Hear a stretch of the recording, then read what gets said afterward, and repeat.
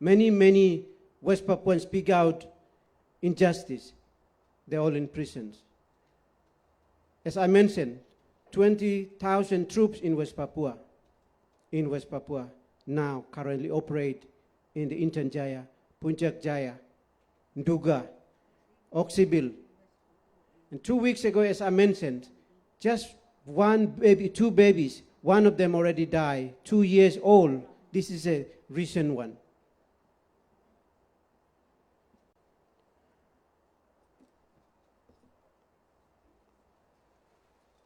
Sometimes heart cry, but we are making a lot of progress. These green visions, this is never happen without support, without your support. I would like to thank you, teamwork of Green State Visions. Last 3 months working with this, produced this brilliant booklet. Sloan Law, international lawyer for West Papua, all your hard work to supporting my visions for the destiny of my people. Today, we're launching these visions, supported by West Papua, 7 regions, Domberay, Lapago, Meepago, Bomberay, Animha, 7 regions. West Papua, Council of Churches in West Papua.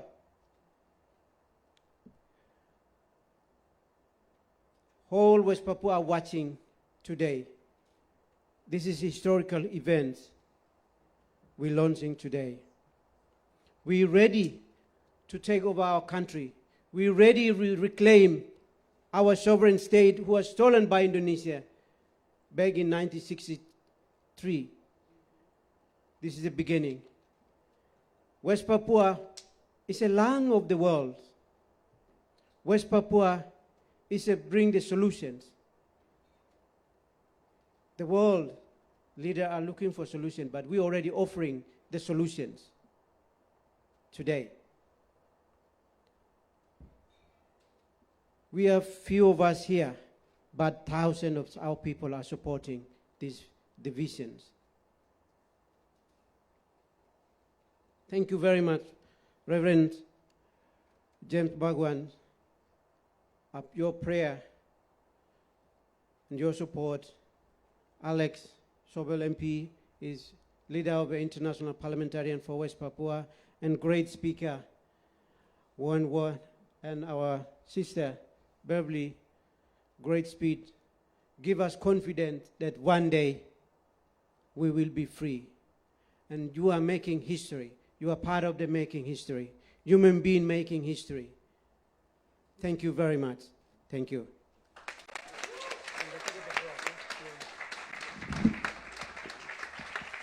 We would also like to thank Nick Dearden and all the other speakers who had to leave.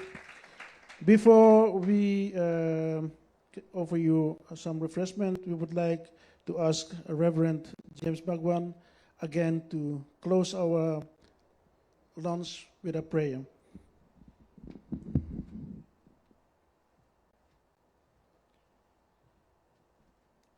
Sorry, this is the really Pacific way. We start with a prayer, we end with a prayer, and then we eat. That's how you know Papua is part of the Pacific. Let's pray. Oh Lord, bless the dreams and visions of your children of Papua. Bless this gift that it offers and that they offer through this vision, this Green State vision to the world at a time that it is desperately searching for an answer, for life in abundance for all creation. We continue to pray, O Lord, for those who struggle for justice and righteousness, who remember the words of your Son, that you are blessed when you are persecuted for righteousness' sake. Bless the refreshments, bless the struggle, and bless all, oh God, who continue to uphold the people of Papua in their hearts and in their hands and in their lips in the work that we do together for justice, for peace, for freedom, for the people of Papua and all who struggle. We remember today also, O God, other peoples of the Pacific, the peoples of Mauhinui, in the land known as French Polynesia, of Kanaki, in the land known as New Caledonia, who struggle also for their liberation, for their right to self-determination, and determine the future and the protection of their land and their sea. We uphold all those who struggle around the world. And as we work together for a solution to the climate emergency, may we remember that each one of us has a responsibility to play. This is our prayer in your name. Amen.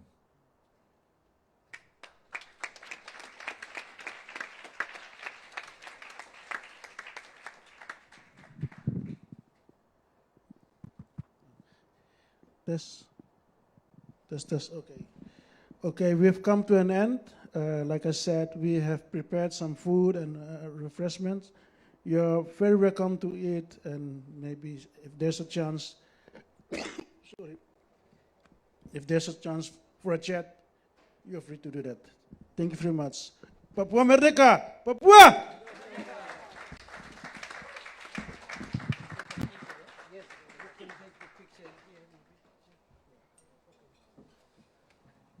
Oh, there's a picture moment for the speakers who are still available, and our interim president. Yes.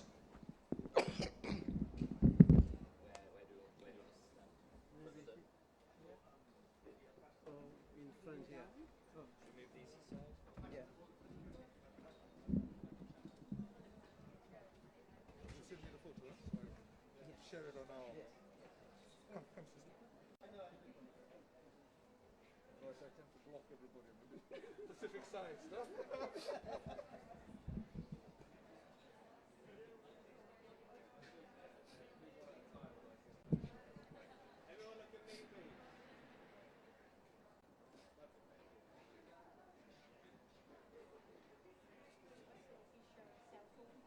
That was the official selfie. That was the official selfie. Yeah, one of them.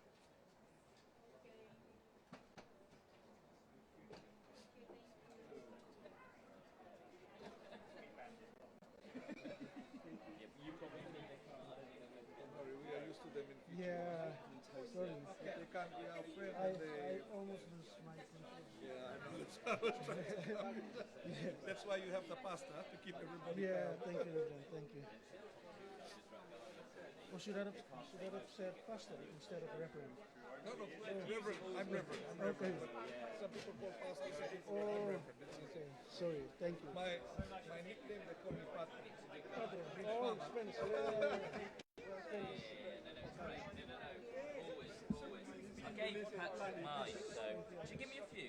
Yes, please. Thank you. How long are you here for? Probably until Monday. Are you going to come on Saturday?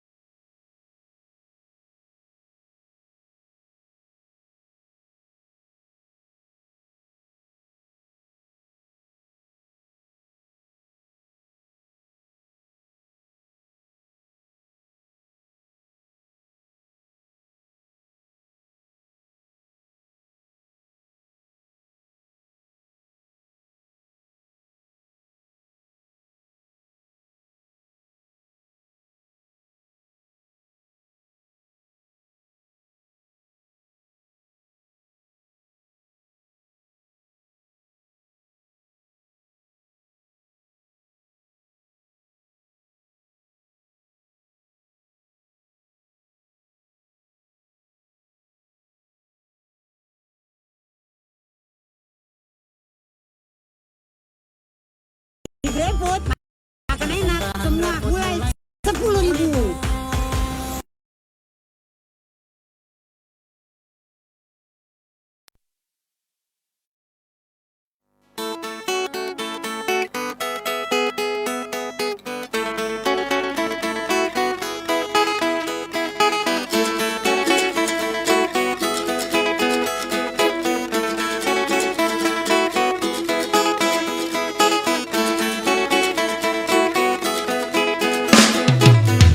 If you see me passing by, you could say that I'm a Rastaman. Because of my naughty dreadlocks, which falling down over my shoulder. But you would never know what's all about this, no man. Yeah, yeah. This is to show you how I love my culture, my people and my lovely beauty paradise land. Cause I am man and not like a Babylon styling. I am man and just a simple Melanesian Rastaman. So let me sing it. Oh, I am. Oh, I am. Singing my own songs. Oh, I am. My traditional songs. Oh, I am. It's a Melanesian style.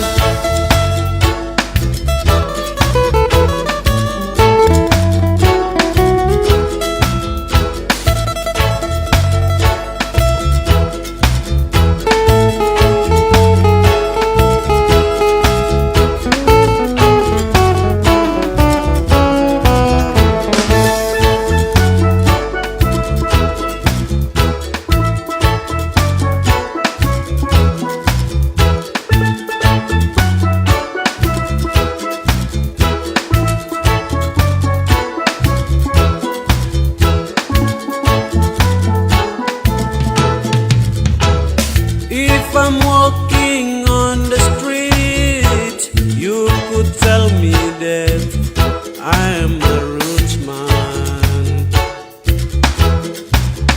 Because of my dirty beard, which falling down over my brows. But you would never know what's all about this. Yeah, this is to show you how I love my culture, my people and my lovely beauty paradise land. Cause I am man and not like a Babylon styling. I am man not just a simple Melanesian Rastaman. So let me tell you now, di sini ku bicara tentang rambut gimbal. Karena siapakah diriku peduli dengan budaya, tapi siapakah dirimu kehilangan jati diri. Hey, anak-anak adat,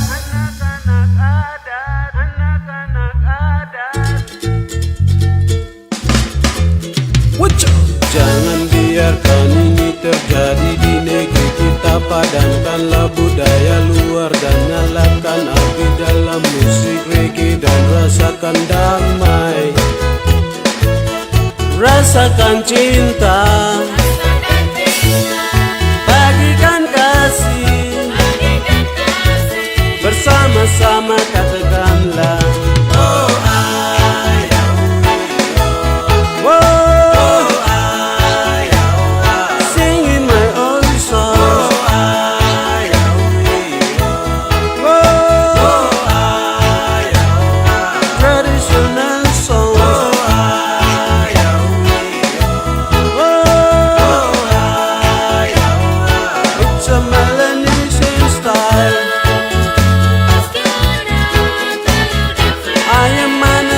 simple Melanesian Rastaman.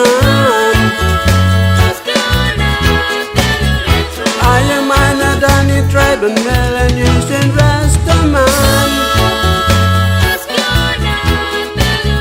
I am an Pacific and Melanesian Rastaman. I am an Indonesian Melanesian Rastaman. I am just a simple Melanesian Rastaman.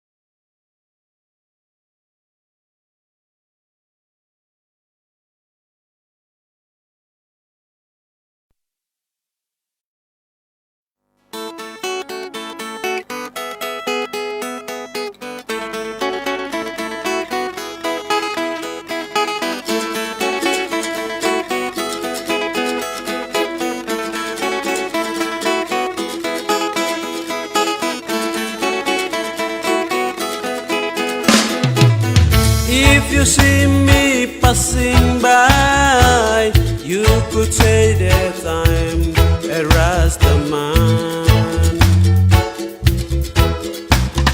Because of my naughty dreadlocks, which falling down over my shoulder.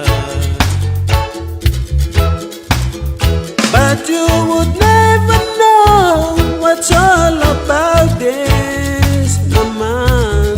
Yeah, yeah. This is to show you how I love my culture, my people and my lovely beauty paradise land. Cause I am man and not like a Babylon styling. I am man and just a simple Melanesian Rasta man. So let me sing it. Oh, I am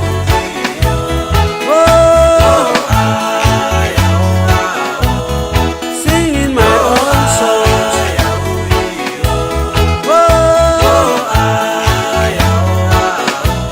My traditional songs.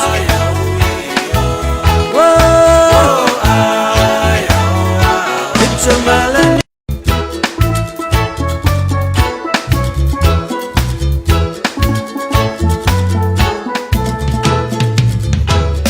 If I'm walking on the street, you could tell me that I am a roots man.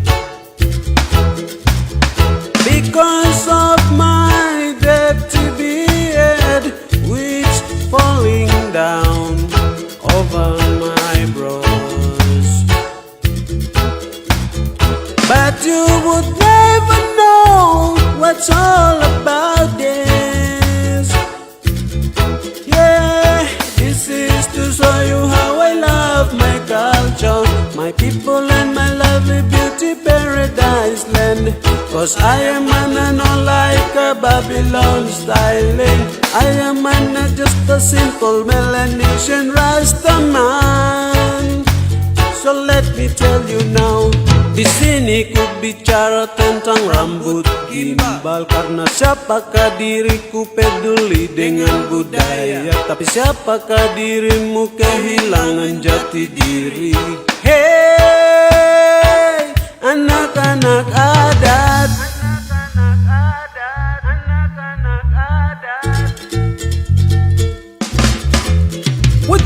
jangan biarkan ini terjadi di negeri kita. Padankanlah budaya luar dan nyalakan api dalam musik reggae dan rasakan damai,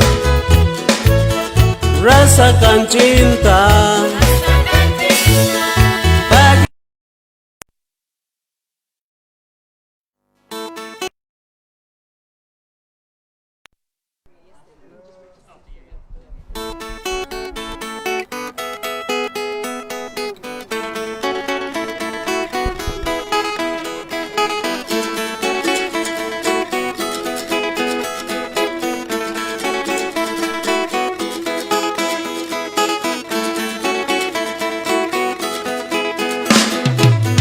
If you see me passing by, you could say that I'm a Rastaman. Because of my naughty dreadlocks, which falling down over my shoulder. But you would never know what's all about this, no man. Yeah, yeah. This is to show you how I love my culture, my people and my lovely beauty paradise land. Cause I am man and not like a Babylon styling. I am man and just a simple Melanesian Rasta man. So let me sing it. Oh, I am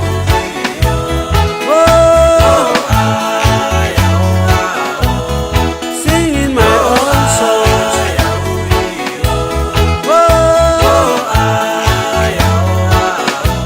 My traditional songs.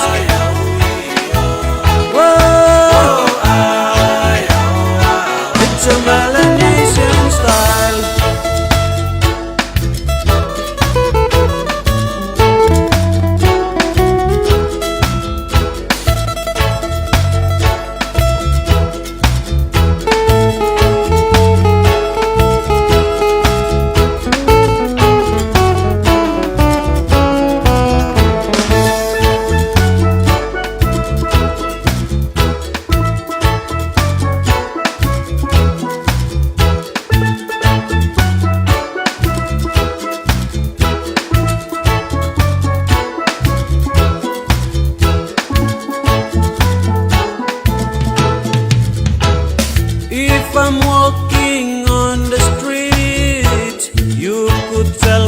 death, I am a roots man.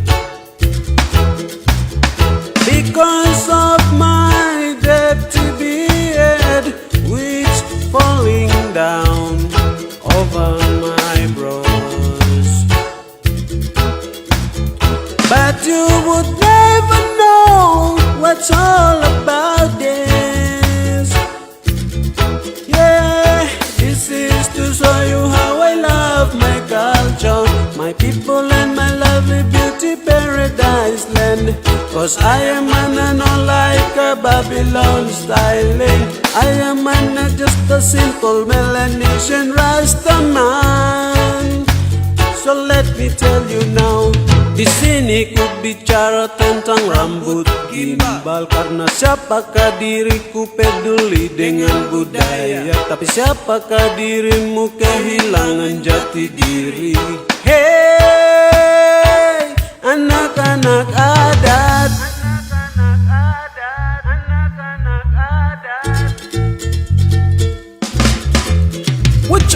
jangan biarkan ini terjadi di negeri kita. Padankanlah budaya luar dan nyalakan api dalam musik reggae dan rasakan damai,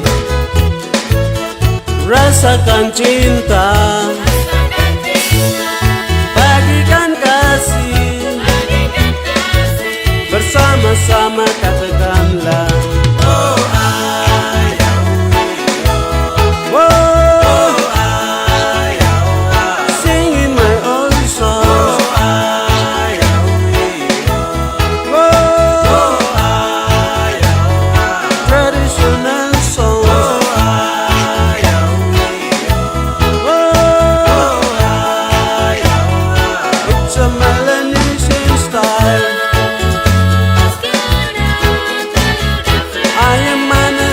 simple Melanesian Rasta man. I am an Adani tribe and Melanesian Rasta man. I am an Pacific and Melanesian Rasta man. I am an Indonesian Melanesian Rasta man.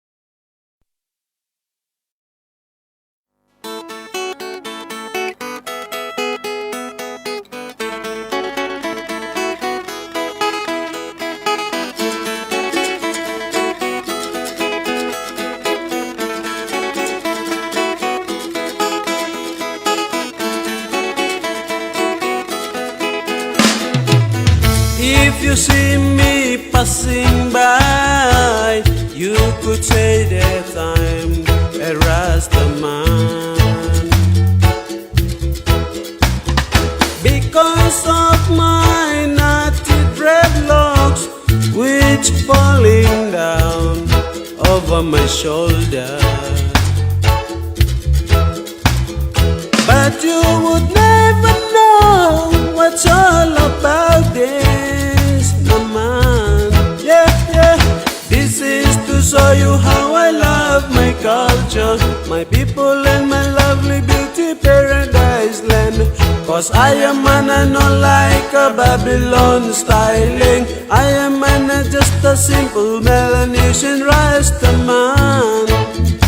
So let me sing it. Oh,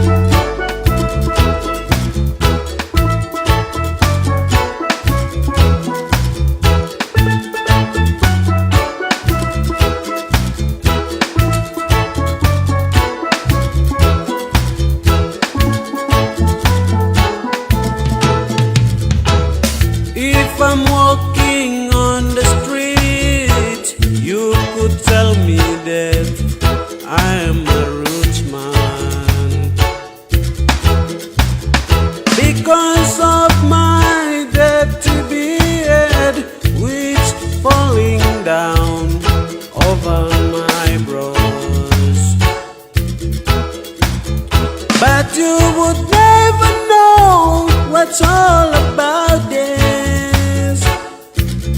Yeah, this is to show you how I love my culture, my people and my lovely beauty paradise land.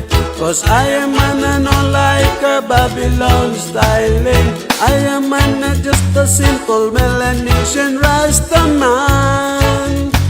So let me tell you now, di sini ku bicara tentang rambut gimbal. Karena siapakah diriku peduli dengan budaya, tapi siapakah dirimu kehilangan jati diri.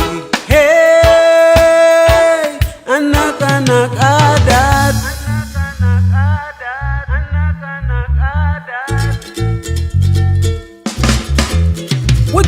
jangan biarkan ini terjadi di negeri kita. Padankanlah budaya luar dan nyalakan api dalam musik reggae dan rasakan damai, rasakan cinta, bagikan kasih, bersama-sama katakanlah oh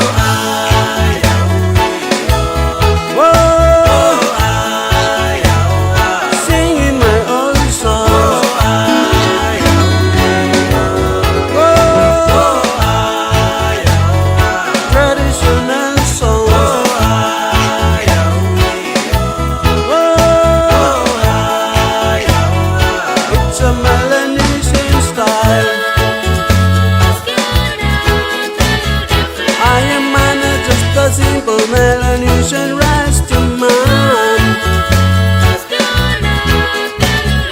I am an Adani tribe and Melanesian Rastaman.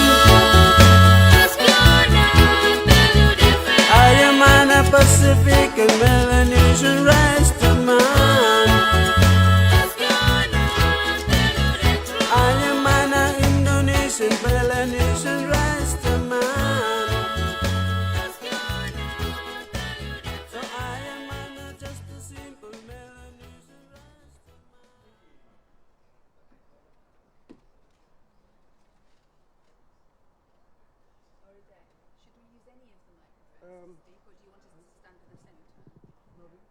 You guys can use these two mics. Yeah, but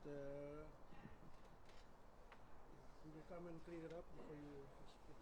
And will you be queuing us? Will you be, you'll be when it's Thank you very much. We gathered here today for the launch of West Papua's Green State Vision. It's a pleasure for me, a great honor to be part of this historic day. Today we have 9 or 11 speakers.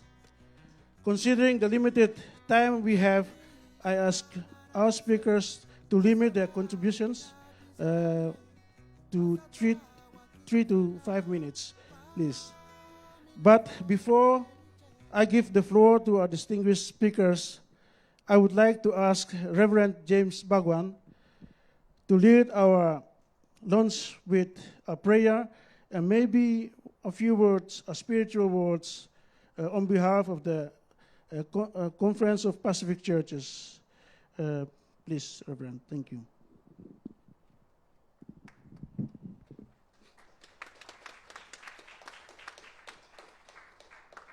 May I begin by greeting us in the way of Papua.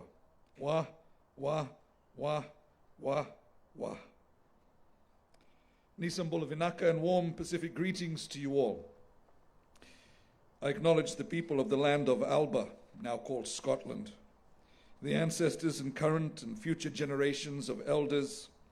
I acknowledge that this is colonized land and that intertwined deep in the identity of Scotland is the cry for freedom, the deep connection with the land and place and ongoing struggle for decolonization resonates with Pacific Island communities who are vulnerable to enduring colonization in many forms today, as well as the impact of climate change. I represent the Pacific Conference of Churches, the peak ecumenical body in the Oceania region.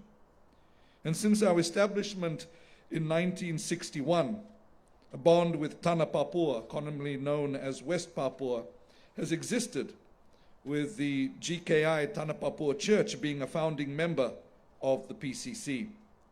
Today, the 4 largest indigenous churches, which also comprise the West Papua Council of Churches, are members of the PCC.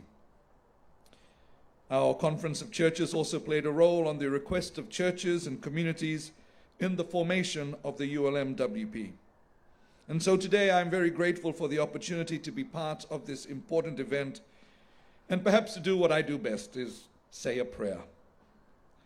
This is our Pacific way. Before any important occasion, meeting, or piece of work begins, we seek a blessing for our endeavors, in gratitude and in a call for our actions to be in line with the divine will. And prayer is also sometimes the only powerful action for those who are oppressed and disempowered. I will pray according to the Christian tradition, and I invite you to join me to use this perhaps as an opportunity to reflect and meditate on why we are here, or just take a moment to pause and center yourself, whatever your spirituality is. And so, in acknowledgement of the deep spirituality that permeates the communities of the Pacific and is at the heart of our Pacific households' relationship with each other and the environment, in acknowledgement of the spirituality that shapes our indigenous knowledge into wisdom and guides us to act with gentleness and gratitude for the abundance that surrounds us, and gives us courage to stand firm in the winds of change, we lotu. Let us pray. Loving and embracing God, source of all light, life, truth, and love, creator, redeemer, and sustainer of the land, the sea, and the sky, of all that is seen and unseen. We give you thanks for your grace, your abundant love that is as vast and deep as the ocean which connects our islands. In these challenging times, we pray for the well-being of communities that continue to be ravaged by COVID-19, and for the protection of those on the front line and the most vulnerable. As we gather in Glasgow, as we gather and work for climate justice in our region and the whole world, to safeguard the health of the blue and green lungs of the planet, and that which we live and lives beneath the waves, those at risk, those suffering the impacts, and those experiencing displacement of both body and soul, we seek, O God, your wisdom and your righteousness for your leaders, your justice for those struggling under the boot of those who desecrate and exploit the land for profit and contribute to the increasing stress this planet, your household, is experiencing. We pray for those who have lost their lives in the 60 years of Indonesian invasion and oppression in Papua. We pray for those in Papua who risk their lives to safeguard the land, which are part of the green lung of this planet, rainforests, the abundance of biodiversity, threatened by greed and desire for profit over planet. We pray for those you have placed in your precious creation as stewards at risk of their lives. And today, O God, we seek your blessing on this green state vision, a vision in line with your vision for the earth, in line with the vision and the work of the sisters and brothers from the Pacific who seek to reweave the ecological mat that connects spirituality, indigenous knowledge, and wisdom for a truly sustainable model of development that puts environment at the center, not at the edge. Hear our prayer, the prayers of the people of Papua, the prayers of the people of the Pacific, the prayers of the people of the world. Amen.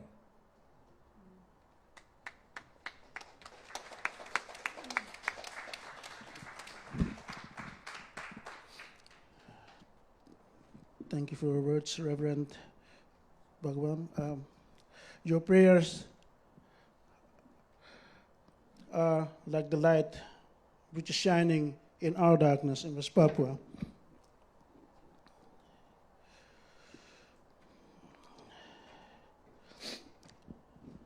Apologies.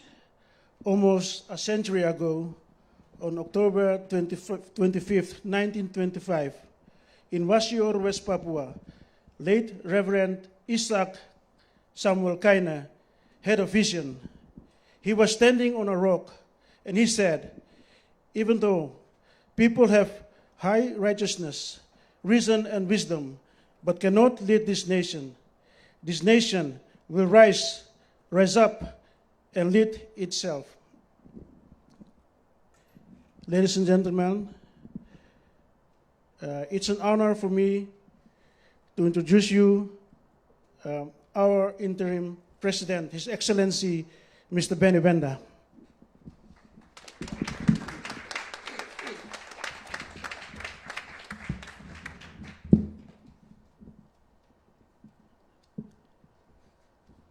Wah, wah, wah, wah, wah, wah, wah, wah.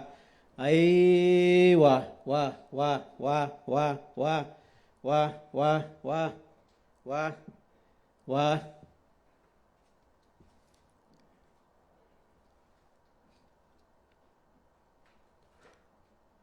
Today, I'm standing here with you on behalf of people of West Papua, made up of 250 tribes in West Papua. I welcome you all. Wah, wah, wah, wah.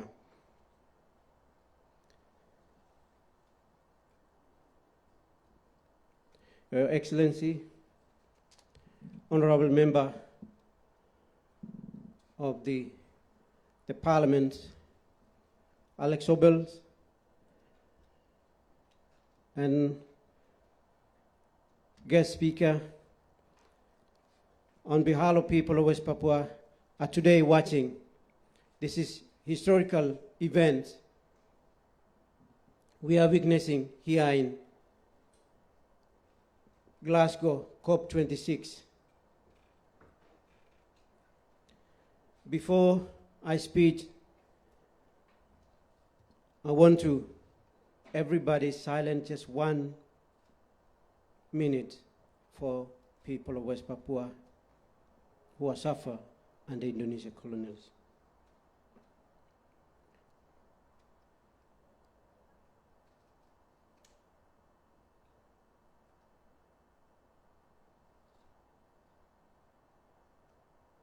Thank you. Today, heavy heart are speaking today. 2 weeks ago, 1 baby were killed, 2 years old, in Intanjaya. 50,000 displacement, Intanjaya, Nduga, Oksibil, Maibarat, Sorong.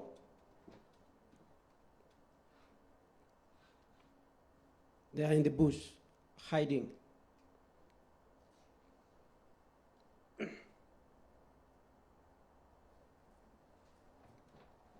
West Papua is island of the New Guinea. Before Indonesia and European arrived, these islands full of gold, full of rainforest, bird of paradise, 3 kangaroos.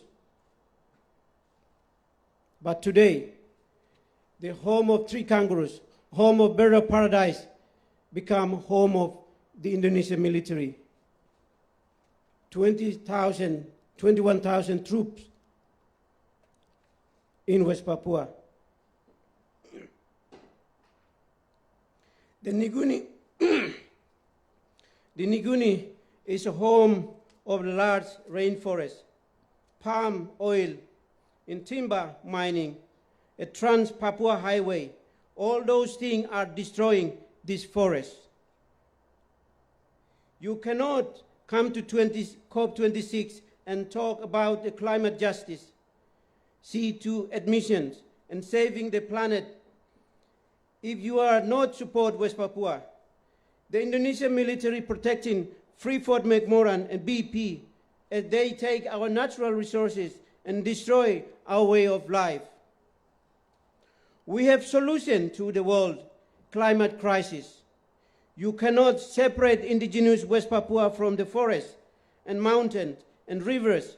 We are connected to them. We have to protect this green land, defend this rainforest for tens of thousands of years before European and Indonesia arrive. Our rainforest is a lung of the world. If you want to stop CO2 emission, you have to stop the deforestation of the Nguni rainforest. We are the ones who know how to do this. We are ready to govern our own affairs, protect the Nguni biodiversity, big power, the UN and the young generation all want to save the planet. You must save West Papua, save the planet, because West Papua bring the solutions. You are still looking for the solutions. In 2020, we launched our provincial governments and temporary constitutions. We have our cabinet, a government department, including Department of the Environment and Green State Policy, and the Department of the Right of All Beings. We are forming the ability to govern our own territory. The Green State vision will guide our movement to the goal. This is the vision state, the destination for our government in the waiting. The principle that we want to see in independent West Papua. The Green State vision is about indigenous Melanesia way of looking at the world. For us, we are the friends with the forest, the rivers, the mountain. We cannot destroy them, cut them down. We are rely on them. An independent West Papua will be made safe part of its legal framework based on international proposal. We are serving notice on all companies operating in West Papua that must adhere its environment standard. If they do not, the independent government will consider revoke their right to operate.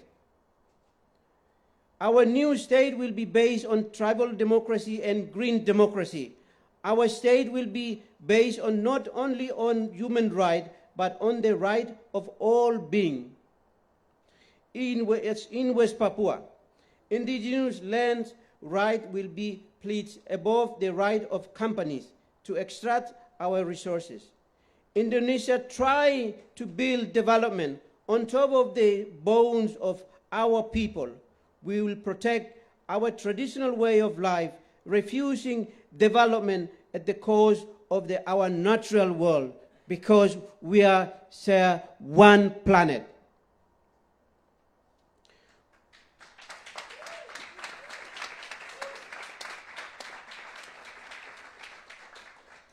We want to free democratic West Papua, where my people can feast and garden in the peace without being shot or tortured by Indonesia military and police.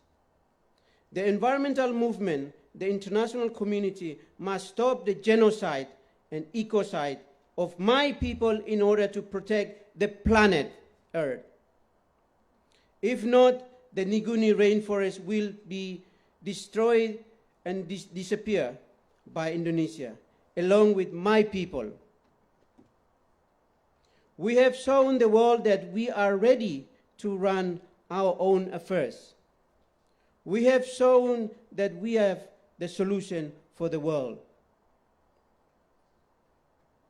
We have a government in waiting, our constitutions, our cabinet. Now we have a vision to guide us to our goal of independence and beyond. If you not support us, you are making history in the struggle for survival for all humans and our planet. We are ready to give solution in the crisis, and we're ready to reclaim our sovereign state and ready to independent. Thank you.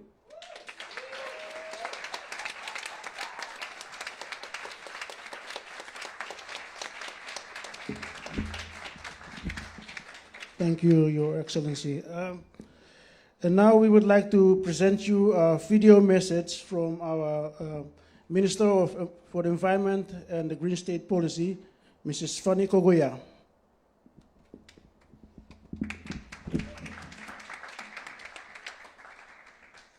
I cannot be there with you today, but my spirit is with you all.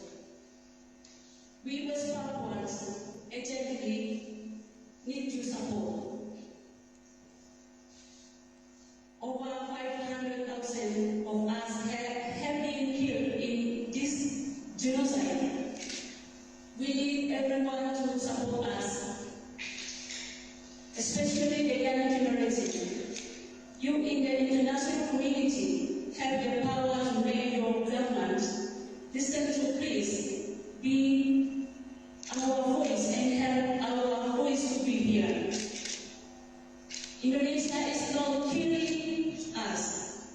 Indonesia is not only killing us. Indonesia is only killing our nature, our environment. They are doing this because of their greed for our resources.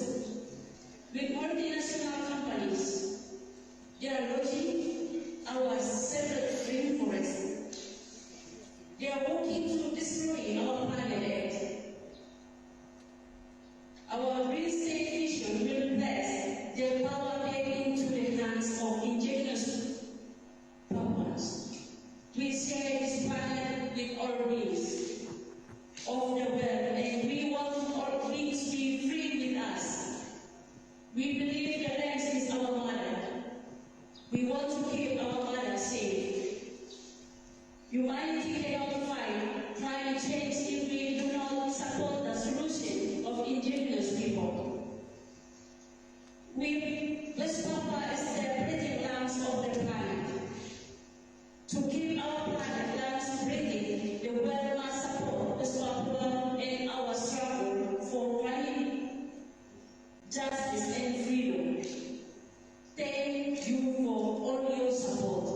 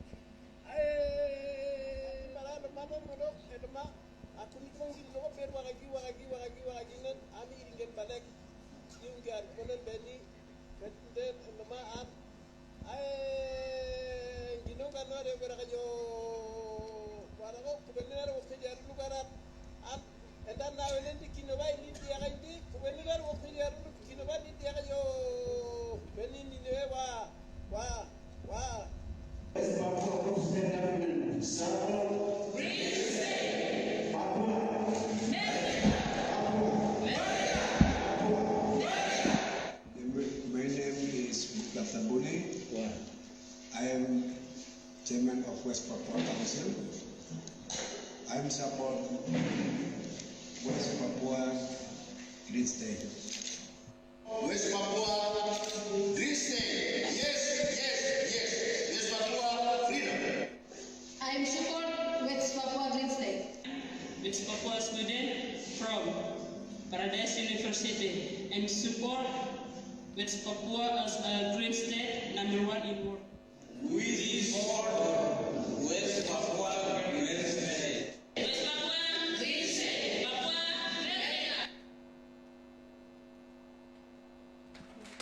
Green Okay.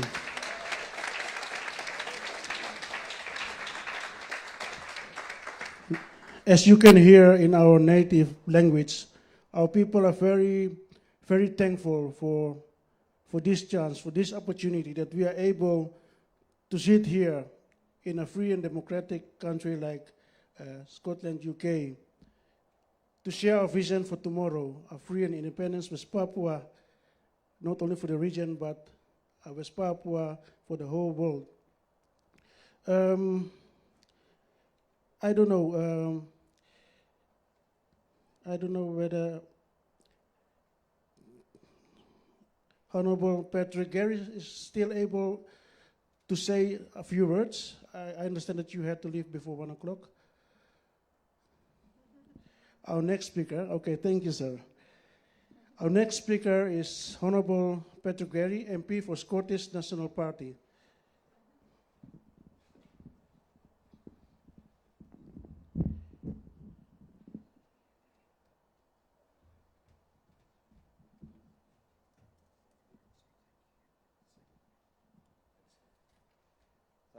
Thank you, everybody. I wasn't expecting to be asked to say a few words, but I'm delighted to welcome everybody to the city, my home city of Glasgow, and to express our solidarity with the people of West Papua. I've met Benny on a number of occasions over the years, long before I was a parliamentarian, and there is a solidarity, I think, among people around the world who are seeking a self-determination, autonomy, and at the very least a peaceful and democratic path to that, to have at least the chance and the choice about the future of their country. So the situations are not exactly parallel, but there is a solidarity there, I think, between liberation movements around the world. I think the vision that's being promoted today, the concept of West Papua as a green state, is incredibly encouraging, and this is a brilliant initiative to launch at COP26 when we need ambition, we need political leaders that will aspire to the highest possible challenges, to the highest possible level of ambition, because the entire future of the planet is at stake, and it is the ecosystems in the West Pacific, it is the ecosystems that are the most fragile, that are also the most valuable. That biological diversity that we've heard about, the green and blue lungs, which I think is an excellent way of helping us understand the role that both forests and oceans play in making the world what it is, and helping to sustain life and help life to flourish. Because if we don't have that basic level of survival, then the questions about political discourse become almost impossible. So, thank you once again for your attendance. Thank you for coming to our city. I hope the weather. It's always sunny in Glasgow, even when there's clouds. The sun is still behind. The sun is still behind the clouds. So the sun is always shining on Glasgow, just as the sun shines on West Papua. So my best wishes and solidarity, and I look forward to continuing to work with Benny, with the campaign and the solidarity movements. Thank you.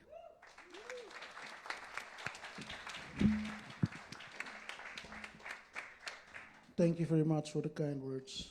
And our next speaker is a good friend of West Papua, Jojo Mehta.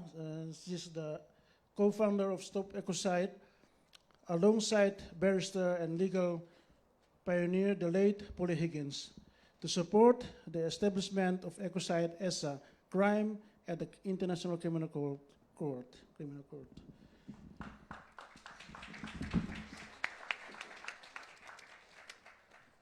Thank you, and good afternoon.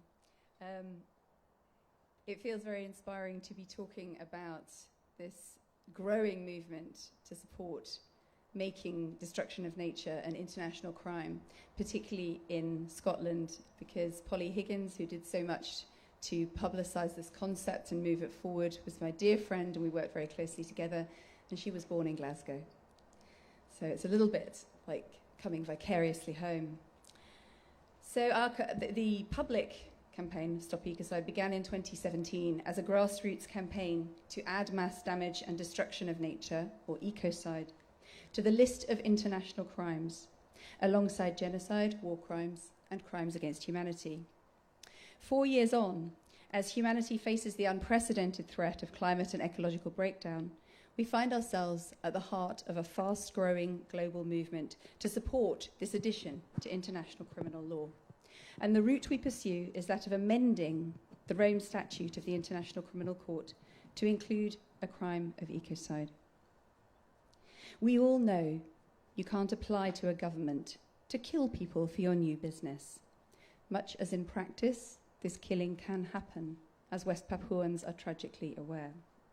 But we know it's profoundly wrong and would never think to suggest it. However, we don't yet recoil in the same healthy way from destroying the natural world.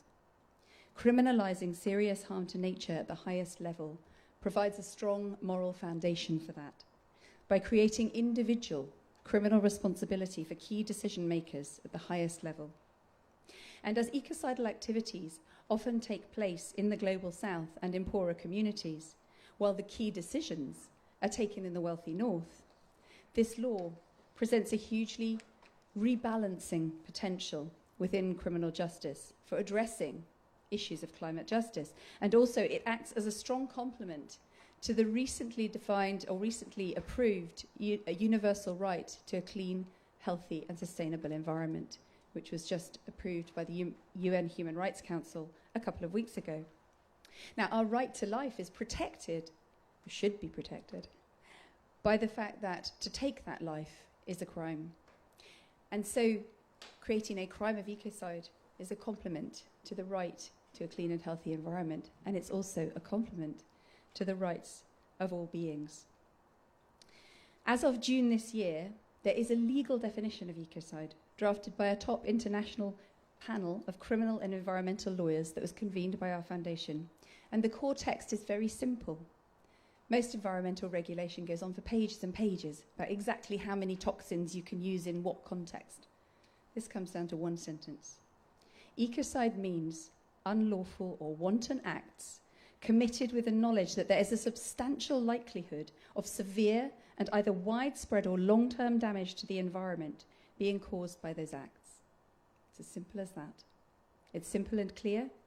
It's based strongly on legal precedents, and it addresses the worst harms while also taking into account existing laws and reinforcing environmental laws that may be different in different jurisdictions. And as Wenda so brilliantly explained, West Papua is home to some of the world's most extensive, pristine rainforest, as well as some of the world's biggest reserves of gold and copper. And so it is no wonder that ecocide is deeply relevant to this territory, and also no wonder that the occupying power covets that territory so much. It therefore feels both right and necessary that today's proposal by the United Liberation Movement of West Papua and Provisional Government should include a crime of ecocide in its vision for an independent West Papuan green state. It is a law that is in alignment with the indigenous principles of care for all beings. As those who live in harmony with the earth and with the forest know, when you damage Mother Earth, there are consequences. That's not something we make up in our heads. That's a physical and spiritual fact. So this law is in alignment with those principles, and it protects the rights and habitats of all those beings, including the cultural traditions of West Papuans themselves. Ecocide is a powerful word. It's a powerful word to describe what's happening to our planet. It literally means to kill one's home. The moment we understand that word, we intuitively know it to be both dangerous and morally wrong. This has been deeply recognized in the Green State vision which is being launched here today, and we warmly support both the right of West Papuans to self-determination and their own determination to respect and protect the richly biodiverse ecosystems that make up their beautiful home. And that was the speech I wrote, but I just want to add something, because the prayer that the Reverend gave at the beginning and the words of Wenda talking about his homeland and the positivity and the offering that their community and their people are making to the world in the context of the oppression that they have suffered is unbelievably inspiring. And I often get asked around ecocide law, what can ordinary people do? I said, look, I'm not an extraordinary person, the same as you. You know, we can switch our lights off a bit more often, or we can, you know, turn off the tap when we brush our teeth. But here is a people that after 60 years of oppression is standing up and saying, we have solutions for the rest of the world. And that's incredibly humbling and incredibly inspiring. And I just feel so honoured to be able to stand here today. And thank you so much for the inspiration that is coming out of this small, inspiring, and yet oceanically huge-hearted and hugely inspiring country. Thank you so much.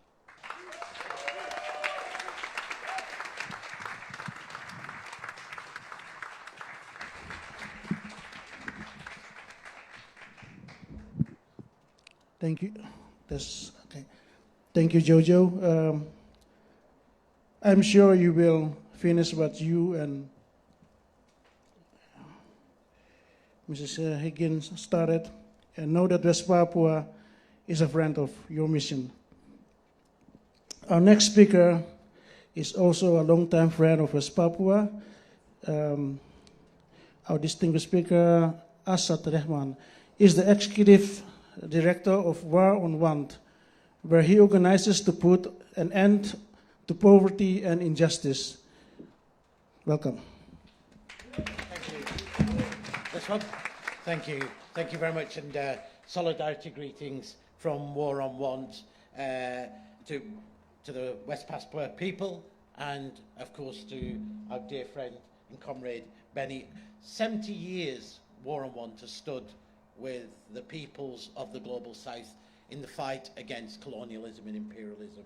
And just as we've stood against them, with them against the fight against neoliberalism and climate injustice. And even today, I want to just express our solidarity that we stand, as we do with the people of Palestine, as we do with the people of Western Sahara, that we stand with the people of West Papua in their struggle for freedom. Now, we all know that this is a moment of multiple crises, not just a climate crisis, but a crisis of inequality. We've seen the killer fires and floods that devastate every part of the world, and we know we stand on the edge of catastrophe. And we also know that this is a deeply unjust and unequal world, an unjust and unequal world where, despite the abundance of wealth that there is, the majority of the world, of peoples of the world, struggle to barely live with dignity, and many struggle to survive. People denied the right to economic security, to health, to education, to the right to social protection, all the things that many of us, of course, take for granted.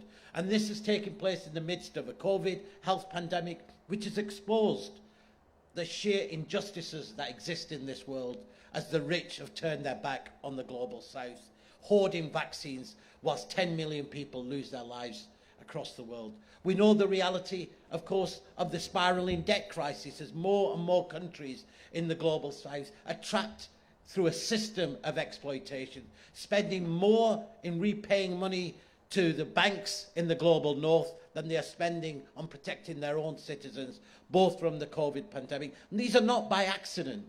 They're not by accident. They're because of a product of a system of injustice that has been hardwired into our economic and political systems. And many of us can trace that back. The reason we talk about the importance of decoloniality in the climate movement is because the very system that says the lives of black, brown and indigenous people have no value was created in the shackles of slavery, and it was brought through in that gunboats of colonialism, and it's still in operation, of course, today in the realities of the occupations that we see around the world, but also deeply embedded in the climate crisis. Now, I want to just pay tribute to the Green State vision, because, you know, often here, there's a lot of talk about solutions, right? And we're in this crisis, we need to move from the call of just saying what's wrong to what we need. But our movements, our anti-colonial movements, our anti-imperialist movements did have that. They had a vision of their societies, of living in balance, right, with nature, of prioritizing people's health and well-being, of calling for public services, of health and education, of talking about envisioning a society. And of course, many of those movements were crushed. Those political leaders were killed. from Allende in Chile to Albenz in Guatemala to Mossadegh in Iraq. There have been countless of our movements that have built and fought for different visions. And this vision, this Green State vision, is a continuation of that legacy and that arc of our peoples in the global south, saying we have the solutions. We know what needs to be done. We need the political support and solidarity of people around the world in our struggle to realize these fights. And this is really important, an important point in this fight, because, you know, both outside of the climate negotiations, there's much talk about what does the future look like? What is our just transition? How are we building back, even if building back looks like building back the same? What will all of that look like? Now, that building back can't be limited to the global north, and neither can it be built on the continued exploitation and extraction of resources of the global south, whether it's the green colonialism of new metals and minerals that needed for our electric batteries, or the devastation in terms of the deforestation. And it's fascinating, over the last few days, you may have heard countless announcements being made by world leaders on deforestation, on energy. And what's really fascinating is those pronouncements are being made by alongside the very multinationals that have caused this crisis. The very multinationals that have taken us to the brink of catastrophe are now the ones telling us they have the solutions. That trust them, they will resolve this. That they will be the ones that will guide us to zero deforestation. They will be the ones that move us away from fossil fuels. Of course that's a lie. We know that's a lie. We know that the reality is it's only when we have genuine democracy, when we put the control into the hands of people who have been the guardians of our spaces and our territories, indigenous people, that we will genuinely have, we will genuinely be able to protect, as we said, the heart, the lungs of this planet. And so that's why all around the world, whether it's the Green Vision, Eco-Social Pact, the Feminist Green New Deal, the Global Green New Deal, they're all coming together with 4 key principles, saying, yes, we must limit temperatures below 1.5, and that must be done fairly. But we must also tackle global inequality and poverty. We must live within balance of our planet, and so we cannot extract and continue to extract and build the economy of the future on the backs of the poor in the global south. But fourth, and it's just as critical, we must uproot the systems of oppression that have denied the people the right to a different vision and a different alternative. And that is uprooting the politics of colonialism and an occupation. And that's why, for the climate justice movement, I'm so proud that the call now of the climate justice movement includes the call about decoloniality, that includes the call about ending occupation, because we know only when we build a movement that connects our struggles, that has our vision, will make that call that we used to make decades ago. Another world is possible. The challenge is for us to make that another world possible. And here in this Green Vision is a blueprint of what the people of West Papua need and we envisage for their another world is possible. It's up to us to give them the political support and give them their solidarity in this fight. Thank you.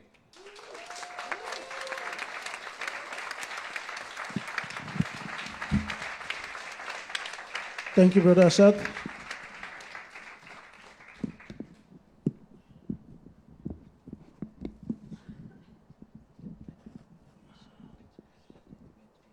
So, thank you. And our next speaker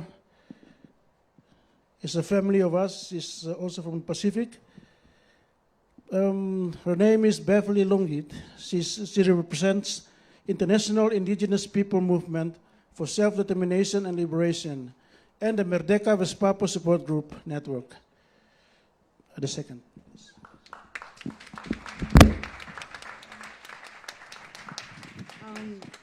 Good morning, everybody. In behalf of the International Indigenous Peoples Movement for Self-Determination and Liberation, and of course the West Papua Support Network, we congratulate the United Liberation Movement of West Papua in today's launch of the Green State Vision. In March of 2017, the International People's Movement for Self-Determination and Liberation hosted a study conference on West Papua together with the Anti-Imperialist International League of People's Struggles. Many even among anti-imperialist activists really do not know the situation of what is happening in West Papua, and two, to really get a deeper understanding of what's happening in West Papua and the struggle in West Papua. So we had that study conference, and in that study conference, we set up the Merdeka support network.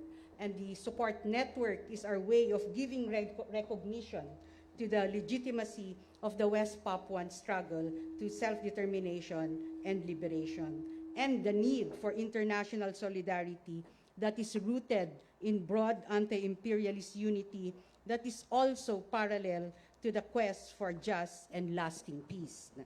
That is why we also agree that this discourse on climate emergency, just like other issues in Papua and in the Pacific, should not be discussed separately on the issues of peace, on the issues of people's development, on the people's issues to right to self-determination and liberation. The occupation that West Papua is experiencing is, after all, fundamentally an issue of ownership and management of Papua's natural resources. It is an issue of Papua's patrimony. It is an issue of West Papua's independence. While there is a facade, especially among fascist states, that there is supposedly growing recognition of indigenous peoples as stewards of the environment, the attacks against us and other indigenous peoples advocates remain relentless as we are displaced, threatened, and even killed when we stand against or merely get in the way of anti-environment and anti-people projects that are made or implemented or mislabeled as national development projects. We stand in solidarity with West Papua, who have been called separatists, who have been called terrorists, like many indigenous activists or environmental activists, defending our rights to ancestral territories and communities from plunder, and give due honor and recognition to the brave activists, people's organizations and movements, including the ULMWP and its local chapters. Who have consistently asserted the right to self-determination and liberation. We also hope that this vision is able to define or redefine green, what green is, in contrast to how this concept is manipulated by multinational and transnational corporations and even financial institutions to forward market-based solutions in the name of nature-based, community-based, people-based solutions that do more damage to the environment, which also need to be exposed in the course of our struggle. The role of US imperialism and other imperialist countries need to be exposed in the issue, in the climate crisis debate. Finally, we are glad to be part of this historic event and look forward to the materialization of this vision in the present struggle as well as in the future victory of the West Papua people over their land and territory. West Papua will never be green until and unless the colors of blue, red, and white of the morning star flies freely, solely over West Papua. Matago-tago takulusan, long live international solidarity, Merdeka, West Papua.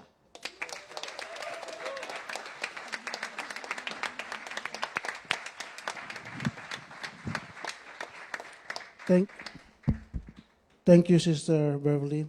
We are very glad that our Pacific mission, Brother Ronnie Kareni, has asked you to say some words. So thank you for all the hard work in our region. Our next speaker is a longtime friend of West Papua.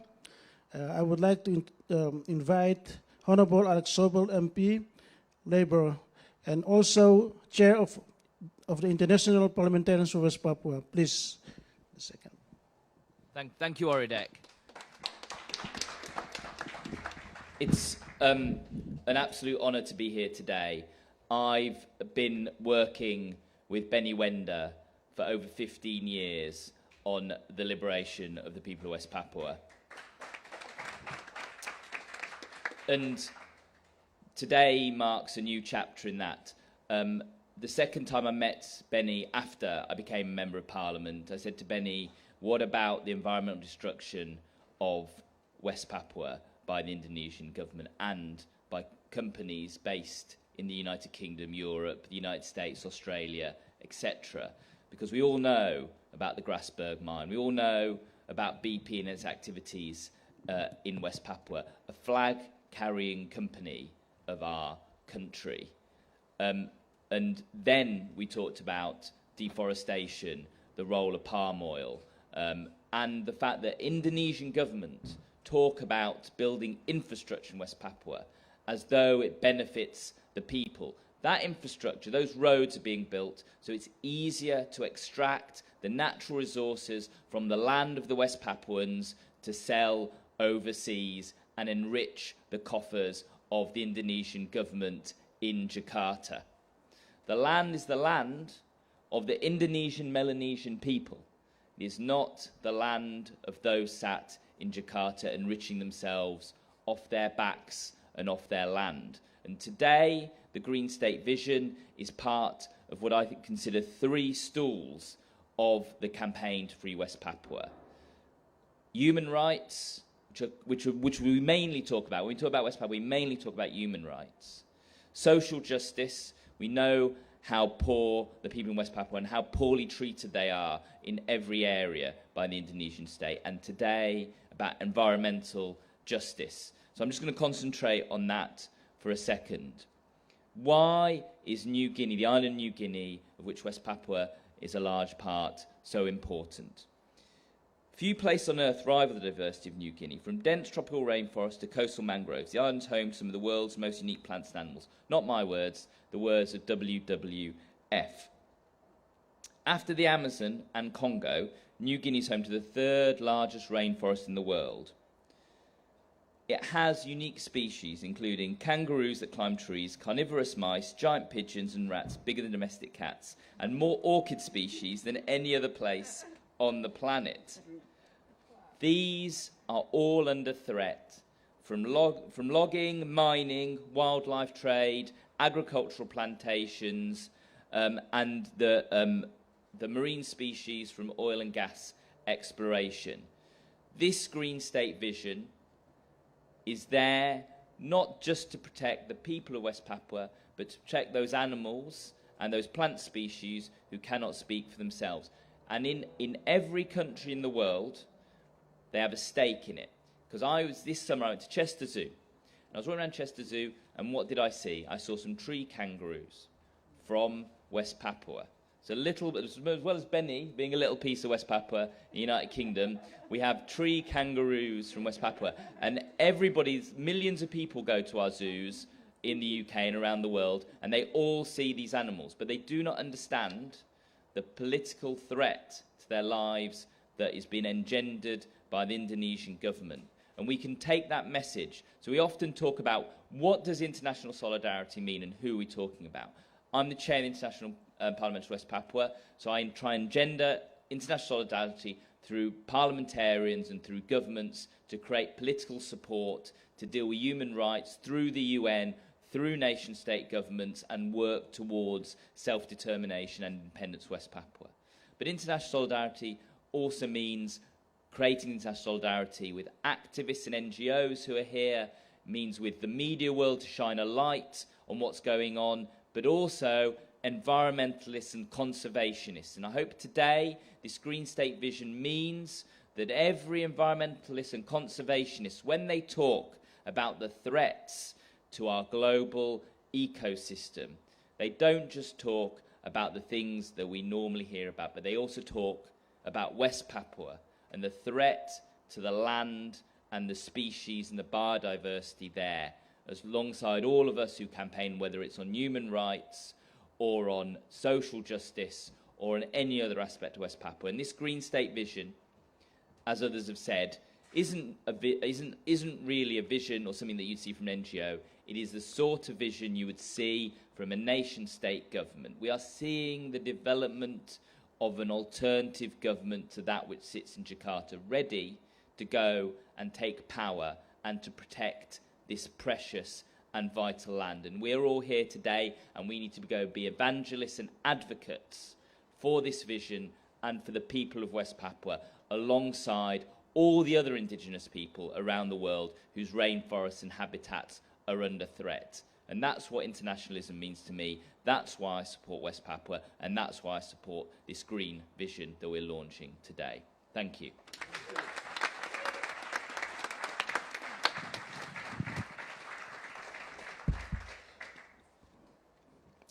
Thank you, Honorable Alex Sowell, for the kind words. You've been a long-time friend of West Papua. We surely hope that with this material you will do your best to approach all the European MPs in this cause, not only for West Papua, but for the region and all the indigenous peoples.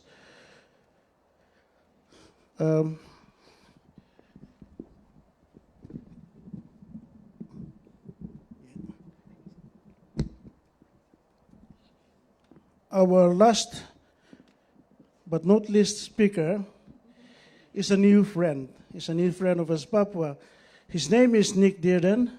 He's the Director of Global Justice Now. He's also the public face of the organization. Please. Thank you so much.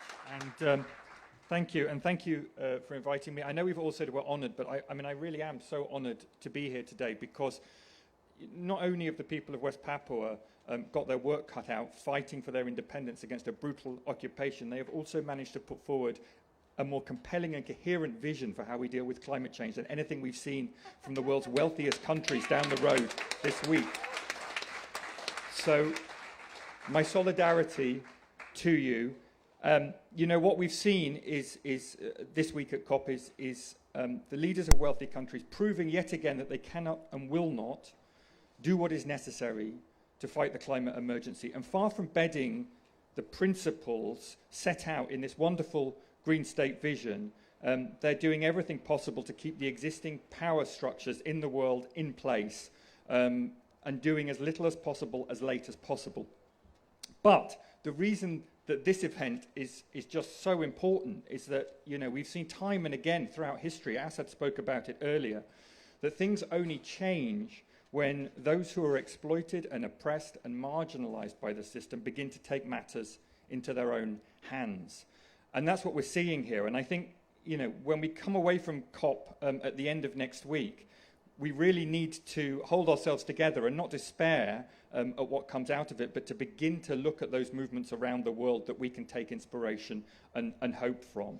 And the role of movements and of local, regional and national governments, especially across the global south, where the effects of climate change are worse, even if the responsibility is least, are going to be absolutely vital. And so I think this vision is not just important in itself for the ideas that are in it, and I commend it to everyone, and please read it and begin fighting for some of these ideas in our own country. Not just important for itself, but as a symbol of hope and inspiration. Now, I've been fighting and campaigning and working to change the global economic rules, the rules of our global economy, which is monopolistic and rent-seeking and extractivist and neo-colonial to its core. I've been working to change those for 20 years, and I know that 20 years ago, the thing that made a real difference was movements of oppressed people around the world fighting for their rights. The Zapatistas in Mexico was so inspirational in making me an internationalist and making me do what I do today, essentially. And then a few years later, to have a set of really powerful governments across Latin America, more or less saying the same things that we were, that allowed us to fight back against big business, to fight back against the logic of subjecting everything to profit, and of making some really very significant victories. And the movements that Assad talked about, I mean, the incredible names from history of Thomas Sankara and Salvador Allende and Benz and Julius Nyerere and Patrice Lumumba and on and on and on, names of individuals that symbolize the strength and courage of millions of people have always been vitally, vitally important to us in being able to make change here. And I think that this is the modern equivalent. This is our equivalent today of that. To see a people fighting for its freedom able to put forward a vision and ideas like this. And I think, and I'll end with this, I think that it's also important for another reason. It reminds us as climate activists and environmental activists of the deep linkages between climate change and the climate crisis and colonialism.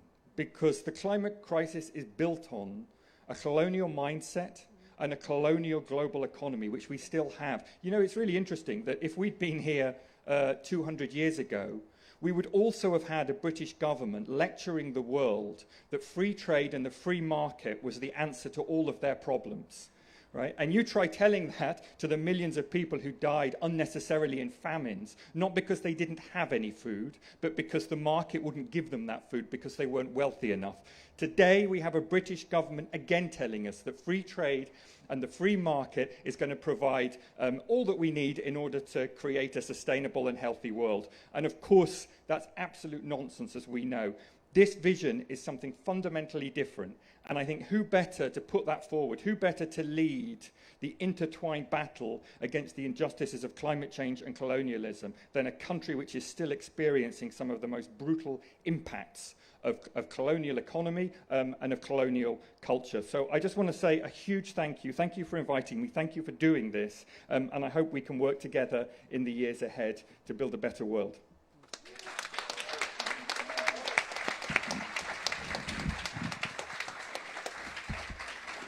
Thank you, Nick. We surely hope that you will be a long-term friend of West Papua and the region, but the whole world. Thank you, Nick.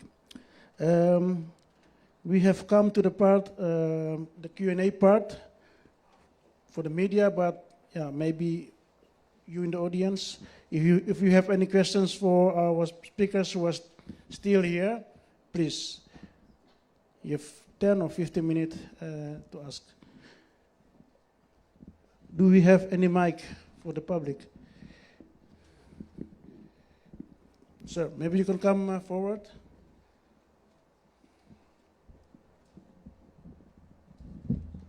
I will just pass it.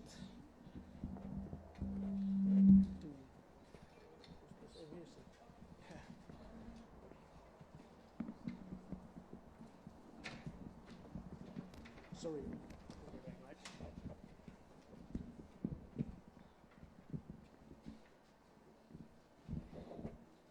Thank you for your chance. I'm Gary, and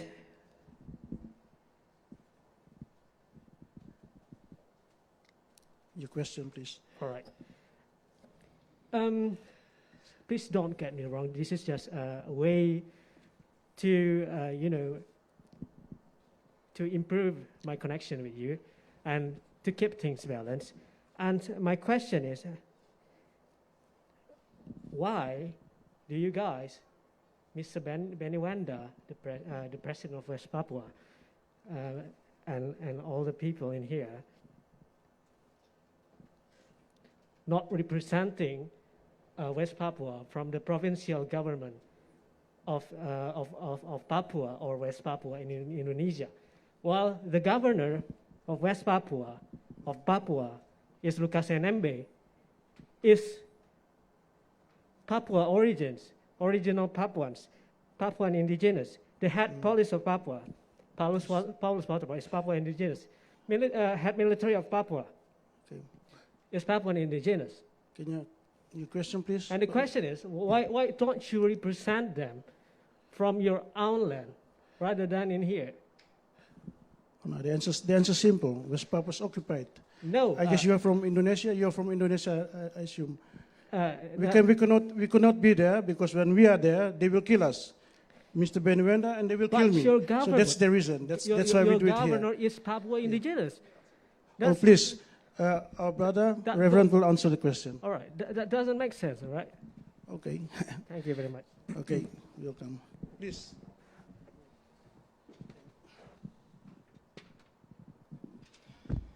The Indonesian government is a signatory to a number of conventions that are supposed to guarantee the civil and political rights of its citizens. It is supposed to do so also under the so-called special autonomy law. Yet people who express their rights as indigenous people, express their voice that is alternative to the government, are routinely harassed and brutalized. When we began, we had a moment of silence for a baby that was killed. For the last 60 years, 500,000 people have been killed. If these people go back home, they will be targeted. They are in exile. And if you know your world history, many people who have stood up for their country have been driven into exile. And that is what they have to do in order to ensure that their voice of the people is able to be heard. The ULMWP is not an organization that exists on its own outside of Papua. It was formed by a collaboration of movements within Papua and outside Papua. And they have been asked to be the voice of their people. So it's not about, it's not the issue of why are they not in Papua. Even to raise the flag, which is a symbol of identity of the Papuan people, which under one previous president was okay, is now punishable, right? And so these people, even here, risk many things. They risk the loss and separation from their families. But they continue to struggle in hope. And that is why so many people around the world are supporting them. Thank you. Thank you, Reverend. Thank you. Okay, thank you. It's all part of this evening, so no worries. So you can see that what we are saying, it's true. If there's other question from you in the public, yeah, what's your name and what's your name? Yeah. Can you take off your glasses, please? Yeah. No, please take off your glasses. Sir, take your glasses. Can you please take off your glasses? Yeah. Yeah. Okay. Okay. Yeah. Hi, my name is Joy. Mm.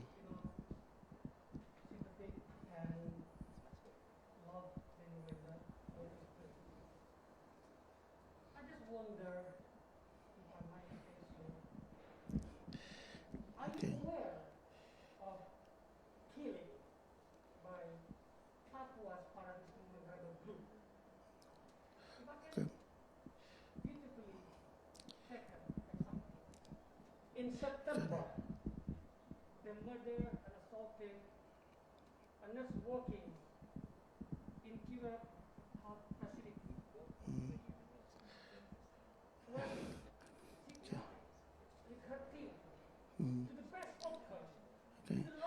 Okay.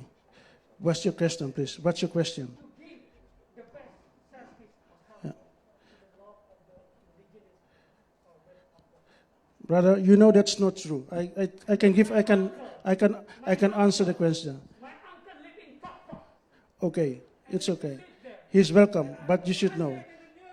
Okay, yeah. Guys, you are welcome here. We are living in a democratic country. But you should know, you as Indonesian, we welcome you in our country. Yeah. Yeah. Yeah. You are coming from the embassy. Yeah. Okay. Okay, let Benny, let our president answer the question. Okay, is there a question? Mm.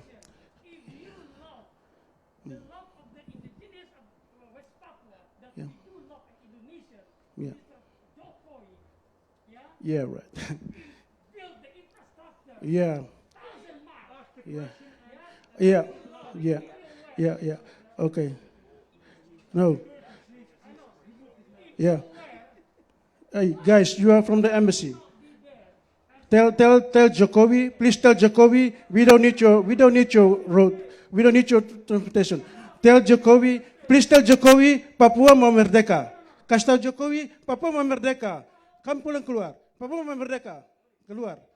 Yeah.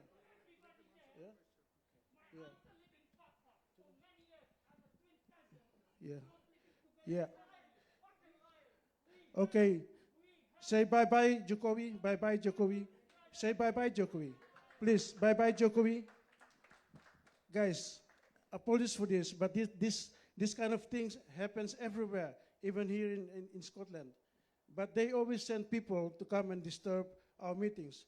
We try to explain our situation, but they always come and tell, if you don't believe the story, please look it up on the internet. Of course, Honorable.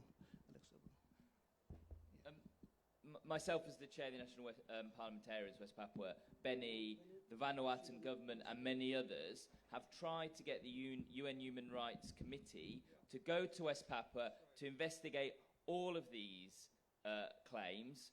The ones that Benny has brought and others in the movement on the ground are well documented with pictures and videos. The ones that come from the Indonesian government, Indonesian Embassy and Security Services are not well documented.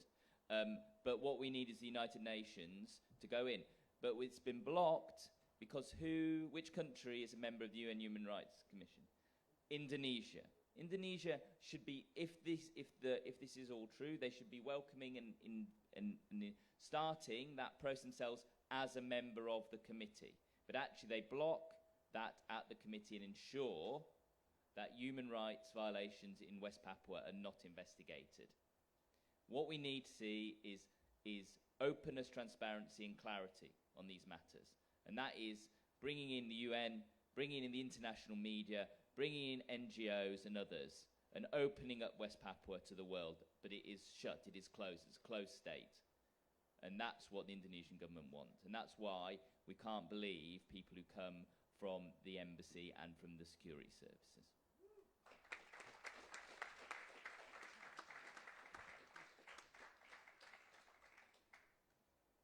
I'm just going to make a quick response also, because I was in the last international group to be allowed into Papua in 2019 as part of a World Council of Churches delegation, where we heard firsthand from the people about what they are suffering as a result of the oppression by the regime.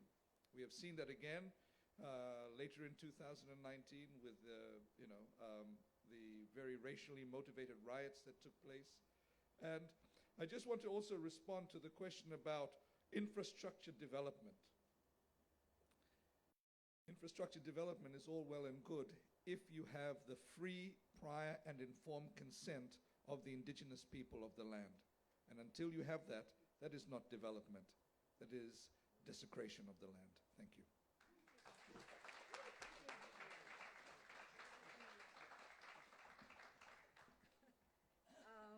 I come from the Philippines, and we also have a similar experience with West Papua.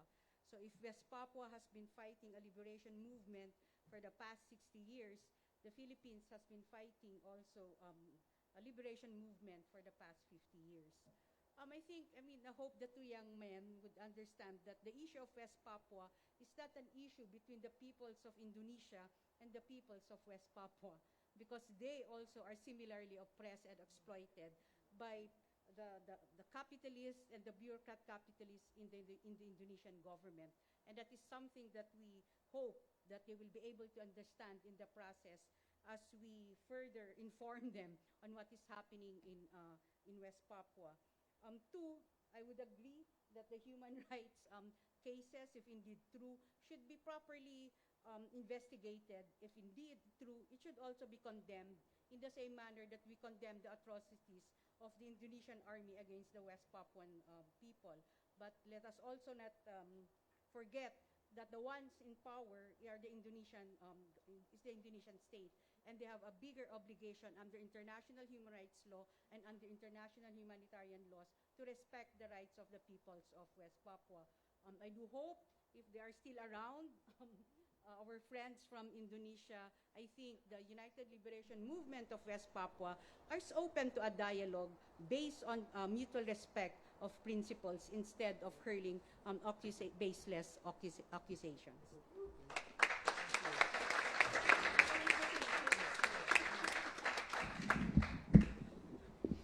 Thank you everyone for the extra explanation of the situation in our region. I would like to invite our interim president to give a closing remark.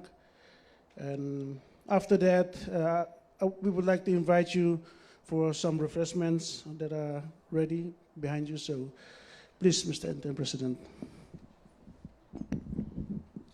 Wow. Again, thank you very much. You have talent. Challenge means you win the battle. Today, I would like to thank you, all the guest speaker. Today to speak brilliantly, and this vision is a state vision. Without your support, we never fulfill this vision. Indonesia is saying that, why you not in West Papua? I was put in prison 25 years, that flag, back in 2001. 3 times they want to kill me in prison, I managed to run away. Just like Nelson Mandela, they put in prison all his life. If I'm not escaped, I will be in prison. But I'm here with you. But my people are in prison. I can speak on behalf of those in prisons.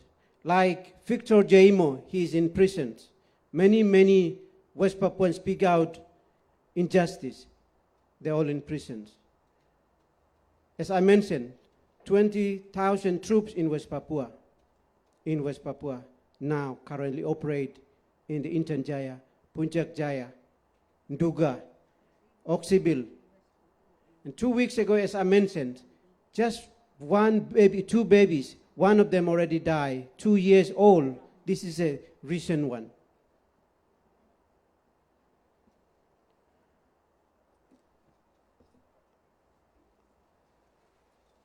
Sometimes heart cry, but we are making a lot of progress. These green visions, this is never happen without support, without your support. I would like to thank you, teamwork of Green State Visions. Last 3 months working with this, produce this brilliant booklet. Sloan Law, international lawyer for West Papua, all your hard work to supporting my visions for the destiny of my people. Today, we're launching these visions, supported by West Papua, 7 regions, Domberay, Lapago, Meepago, Domberay, Animha, 7 regions. West Papua, Council of Churches in West Papua.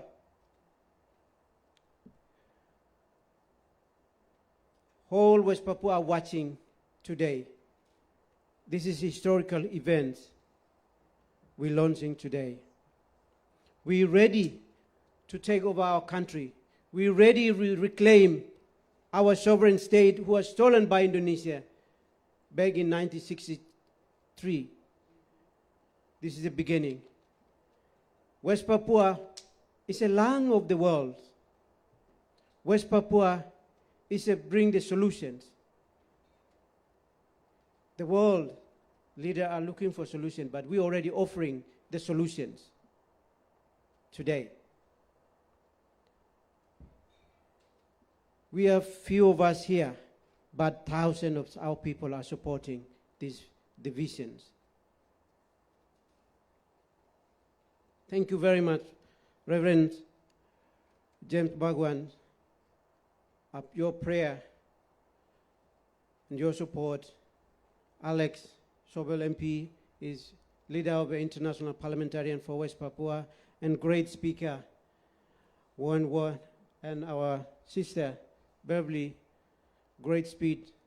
Give us confidence that one day we will be free.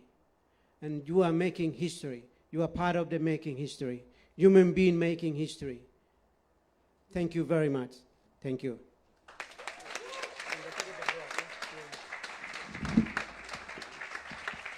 We would also like to thank Nick Dearden and all the other speakers who had to leave. Before we offer you some refreshment, we would like to ask Reverend James Bagwan again to close our lunch with a prayer.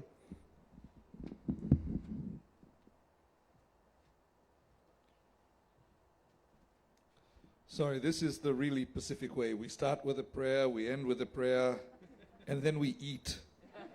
That's how you know Papua is part of the Pacific. Let's pray. Oh Lord, bless the dreams and visions of your children of Papua. Bless this gift that it offers and that they offer through this vision, this Green State vision to the world at a time that it is desperately searching for an answer, for life in abundance for all creation. We continue to pray, O Lord, for those who struggle for justice and righteousness, who remember the words of your Son, that you are blessed when you are persecuted for righteousness' sake. Bless the refreshments, bless the struggle, and bless all, O God, who continue to uphold the people of Papua in their hearts and in their hands and in their lips in the work that we do together for justice, for peace, for freedom, for the people of Papua and all who struggle. We remember today also, God, other peoples of the Pacific, the peoples of Mauhinui, in the land known as French Polynesia, of Kanaki, in the land known as New Caledonia, who struggle also for their liberation, for their right to self-determination, and determine the future and the protection of their land and their sea. We uphold all those who struggle around the world. And as we work together for a solution to the climate emergency, may we remember that each one of us has a responsibility to play. This is our prayer in your name. Amen.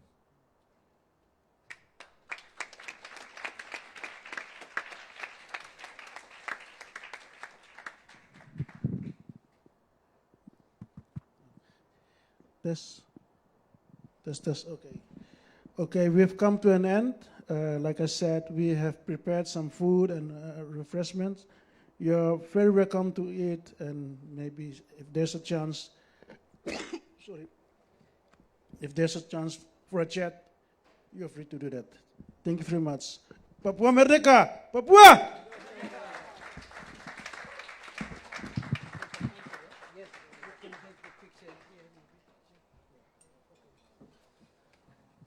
Oh, there's a picture moment for the speakers who are still available, and our interim president. Yes.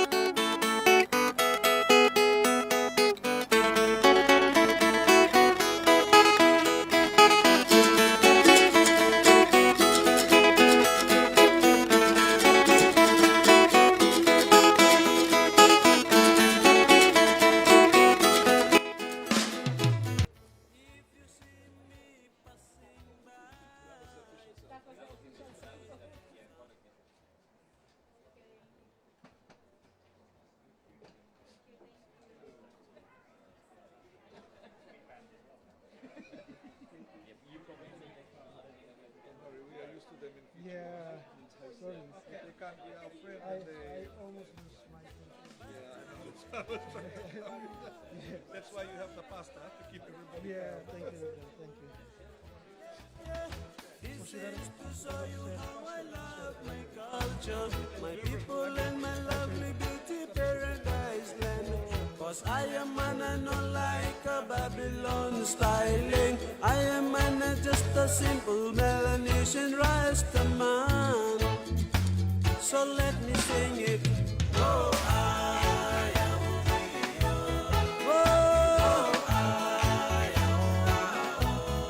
singing my own songs.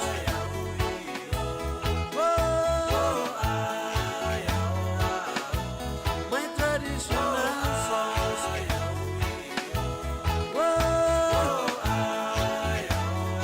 It's a Melanesian style.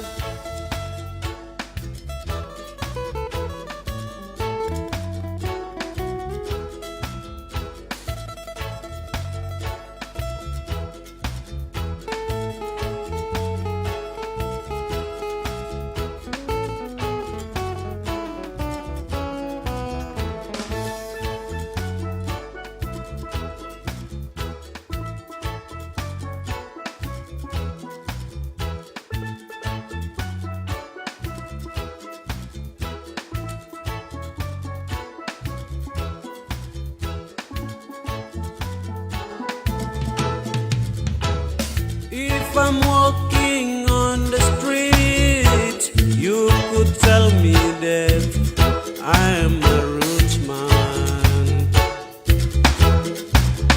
Because of my dirty beard, which falling down over my brows. But you would never know what's all about this. Yeah, this is to show you how I love my culture, my people and my lovely beauty paradise land. Cause I am man not like a Babylon styling. I am man not just a simple Melanesian Rasta man. So let me tell you now, di sini ku bicara tentang rambut gimbal. Karena siapakah diriku peduli dengan budaya, tapi siapakah dirimu kehilangan jati diri. Hey, anak-anak adat,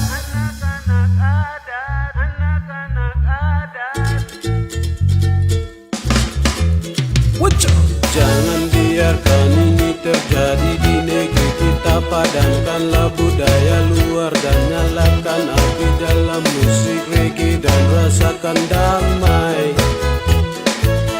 rasakan cinta, bagikan kasih, bersama-sama katakanlah. Oh,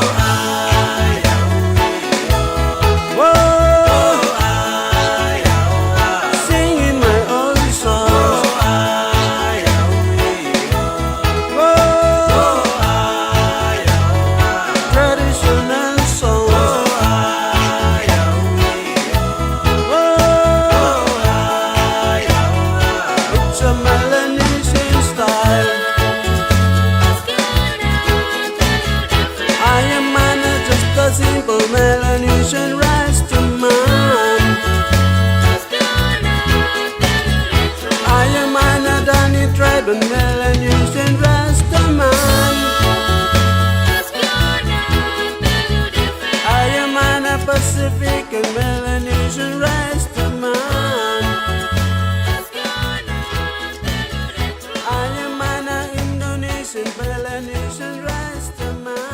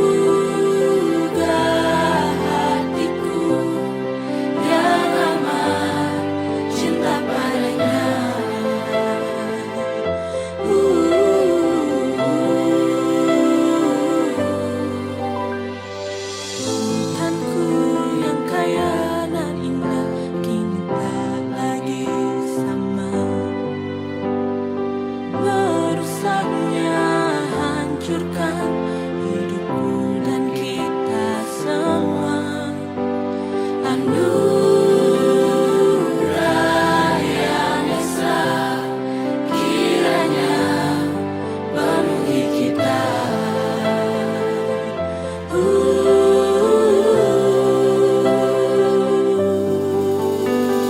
Kita adalah orang asli yang tersisa, cendrawasih tak sama dengan makhluk lainnya di muka bumi.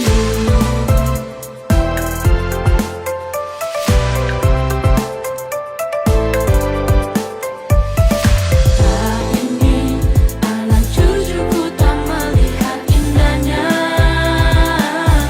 Papuaku yang permai, jauh melebihi yang dapat kau pikirkan dan bayangkan. Dari balik pekatnya belantara, terdengar merdu suara cendrawasih dan siulan mamru sampaikan pesan. Jaga belantara, jaga jernihnya air, karena hidup kita adalah cinta kita pada hijaunya belantara dan jernihnya air. Dari balik pekatnya belantara, terdengar merdu suara cendrawasih dan siulan mamru sampaikan pesan. Jaga belantara, jaga jernihnya air, karena hidup kita adalah cinta kita pada hijaunya belantara dan jernihnya air.